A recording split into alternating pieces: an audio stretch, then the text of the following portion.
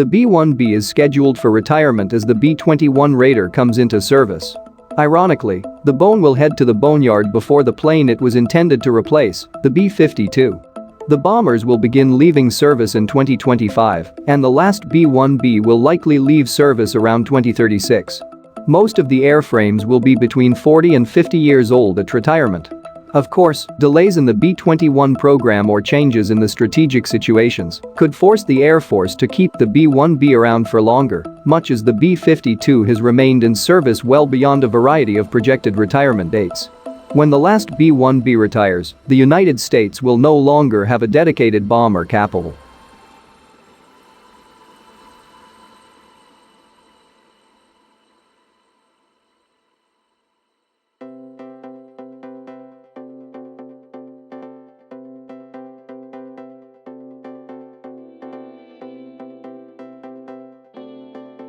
Earlier this year, the U.S. Air Force announced plans to retire the B-1B Lancer, also known as the Bone, in favor of the new B-21 Raider stealth bomber. The B-1B will remain in service for some time, but unlike its older cousin the B-52, its days are apparently numbered. The B-1B has served in a variety of capacities since the 1980s, demonstrating a remarkable degree of mission flexibility. Origins of the B-1B evolved from the B-1A, which itself rose from the ashes of the B-70 Valkyrie. U.S. strategic bomber development stalled out in the 1960s as concerns about Soviet SAM defenses forced the Air Force to reinvent its mission concept. Fast, high-flying bombers fell out of favor, while the B-52, which excelled in a low-altitude role, remained relevant beyond its expiration date. Nevertheless, the Air Force still wanted a supersonic bomber. The Nixon administration was more flexible on this question than the Johnson administration, and studies began in 1969. The first prototype flew in 1974. As designed, the B-1A could exceed Mach 2 at high altitude, Mach 1.2 at low altitude. Even then, the B-1 remained controversial.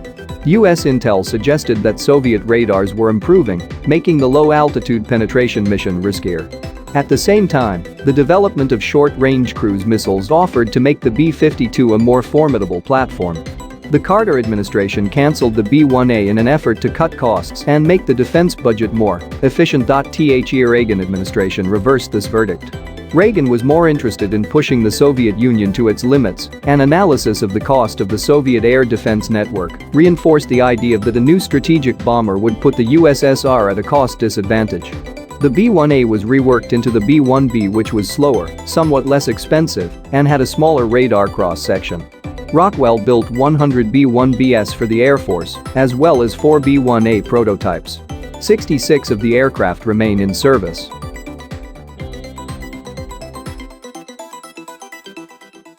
The B-1B has impressive specifications.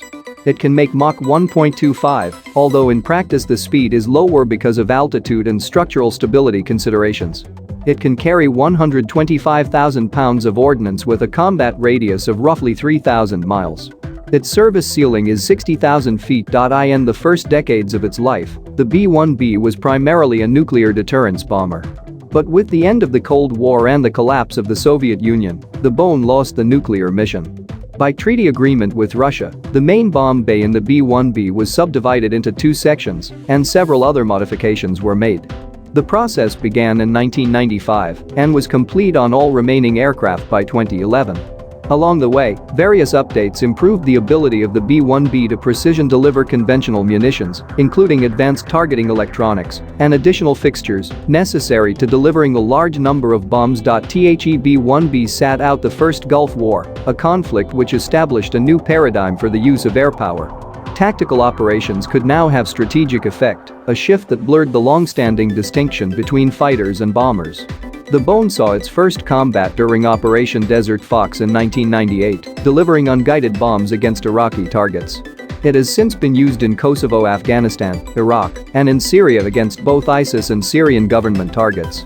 During those conflicts, the B-1B has been used for precision bombing attacks, including for close air support.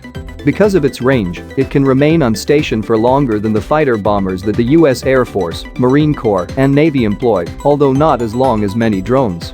In context of the history of air power theory and doctrine, there is a deep irony to the fact that the B-1B has found its greatest utility in attacks against lightly armed groups of guerrillas, rather than against industrial complexes or nuclear installations. In April 2018, B-1Bs launched 19 JASSM cruise missiles against Syrian targets in retaliation for the Assad regime's alleged chemical weapons attacks. This was the first use of the AM-158 JASSM, which adds to the already extended strike range of the B-1B. The stealth capabilities of the JASSM also give the bone an extra punch against targets in defended airspace. Here's what you need to remember. The B-1B was intended to deliver nuclear weapons to the Soviet Union. Fortunately, it never undertook that mission. Instead, it ended up hunting insurgents in Afghanistan and firing cruise missiles at nearly abandoned Syrian air bases.